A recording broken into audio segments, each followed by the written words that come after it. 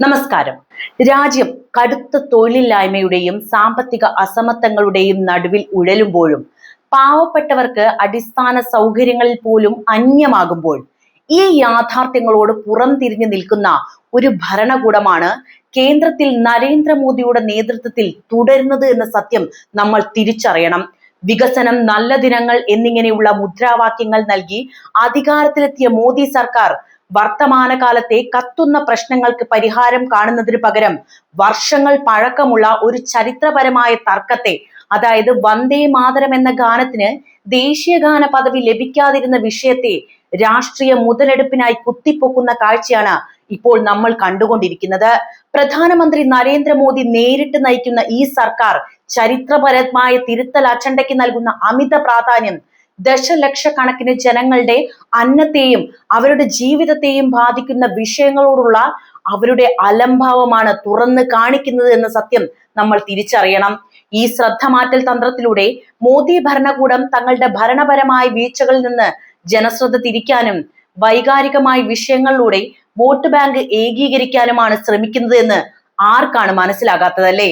രാജ്യം നേരിടുന്ന അടിയന്തര പ്രശ്നങ്ങളെ സൗകര്യപൂർവ്വം അവഗണിച്ചുകൊണ്ട് ചരിത്രപരമായ വിവാദങ്ങളിൽ ഊന്നി ജനവികാരത്തെ വഴിതിരിച്ചുവിടാനുള്ള BJP സർക്കാരിന്റെ ശ്രമങ്ങളെയാണ് വന്ദേ മാതരം ഗാനവുമായി ബന്ധപ്പെട്ട് അവർ ഇപ്പോൾ നടത്തുന്ന നീക്കങ്ങൾ ഏറ്റവും ഒടുവിലായിട്ട് അടയാളപ്പെടുത്തുന്നത്.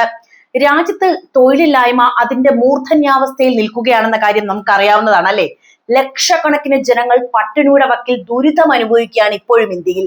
അടിസ്ഥാന സൗകര്യങ്ങളുടെ അഭാവം സാധാരണ ജീവിതങ്ങളെ ദുസ്സഹമാക്കുമ്പോഴും ഈ യാഥാർത്ഥ്യങ്ങൾക്കൊന്നും ഒരു അറുതി വരുത്താനല്ല നമ്മുടെ മോദിയുടെ ഭരണകൂടം താല്പര്യപ്പെടുന്നത്.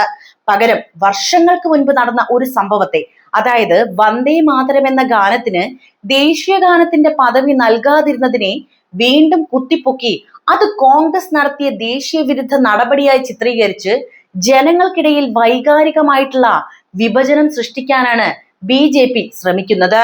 വർത്തമാനകാലത്തിലെ കത്തുന്ന പ്രശ്നങ്ങൾക്ക് പരിഹാരം കാണുന്നതിന് പകരം ഭൂതകാലത്തിലെ മുറിവുകൾ മാന്തിയെടുക്കുന്ന ഈ സമീപനം BJPയുടെ രാഷ്ട്രീയ തന്ത്രത്തിന്റെ അടിസ്ഥാനമാണ്.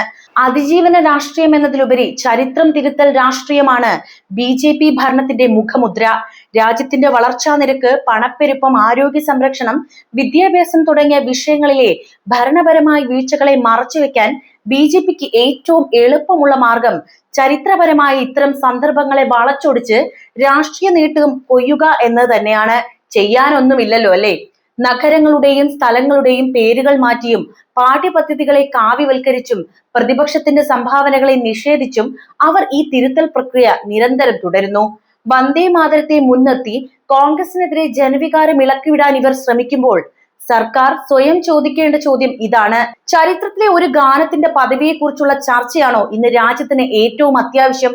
അതോ തൊഴിൽ രഹിതരായ യുവാക്കൾക്ക് ജോലി നൽകുന്നതിനോ, പട്ടിണി മാറ്റുന്നതിനോ, എന്തിന് അടിസ്ഥാന സൗകര്യങ്ങൾ മെച്ചപ്പെടുത്തുന്നതിനോ വേണ്ടി ഒരു സുദൃഢമായ സാമ്പത്തിക കാഴ്ചപ്പാട് മുന്നോട്ട് വെക്കുന്നതാണോ അത്? ഭരണകൂടത്തിന്റെ മുൻഗണനകൾ വളരെ വ്യക്തമാണ്. അവർക്ക് താല്പര്യമുള്ളത് യഥാർത്ഥ വികസനത്തിലോ ജനങ്ങളുടെ ക്ഷേമത്തിലോ അല്ല, മറിച്ച് ഒരു പ്രത്യേക പ്രത്യയശാസ്ത്രത്തിന്റെ ആധിപത്യം സ്ഥാപിക്കുന്നതിനും വോട്ടർമാരെ വൈകാരികമായി ധ്രുവീകരിക്കുന്നതിലുമാണ് അവർ ശ്രദ്ധ ചെലുത്തുന്നത്.